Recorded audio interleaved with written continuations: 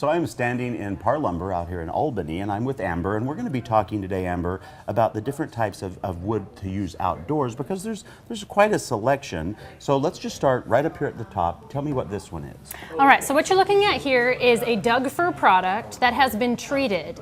The treatment process for Doug fir is pretty much a copper-based product. It has mildicides and fungicides in it to stop what Doug fir wouldn't normally be naturally resistant to. Yeah. It basically makes it that way. Okay. So it's giving those qualities to something on that's not as expensive as, say, going And with just the cedar. add some time of value for it when you're using it outdoors. Okay. Absolutely. Now you'll notice this one is not incised or doesn't have the poke marks like this one does.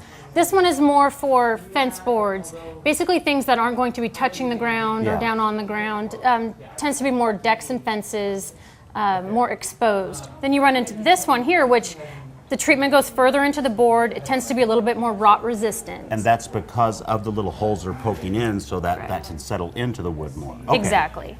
What you're looking at here is a cedar board. Okay. It's a tight knot cedar board. So you'll see when it says tight knot, what that means is basically it does have knot holes.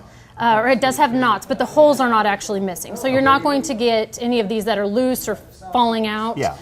So they might call it a number 2 grade or a tight knot grade. Okay. What you're looking at here is actually the same species. It's still cedar, but it's clear cedar. Wow, because I would have looked at these two and thought this had been stained almost. It's beautiful. Absolutely. The grain is different. This one here has a very strong vertical grain. Yeah. But also these boards typically will have no knots whatsoever. Wow. They tend to be quite expensive, but if it's the look you're going for, it's definitely a premium look. And this looks very rough-hewn.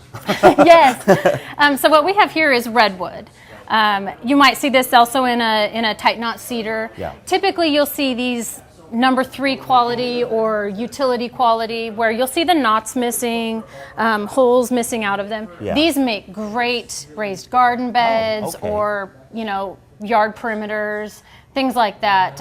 I love the look of it by itself for many other uses. If you're so inclined, you can use it as much nicer wood products come from that anyway too. Yeah, absolutely. Any of these 3 products here on the end, the cedar, well, these are the same, but the cedar and the redwood, those are naturally termite resistant, rot resistant to a certain point, and so those are just great boards to use anywhere in the exterior. So we've mentioned it kind of casually when we've talked about them, but then what process would I go through if I'm going to build, like, say, a fence versus a gazebo, stuff like that? How would I know which ones to pick? A lot of it goes just on the look of what you're going for. Okay. Like we were talking about, these are going to have the same properties. Yeah. However, one's going to give you a totally different look than another.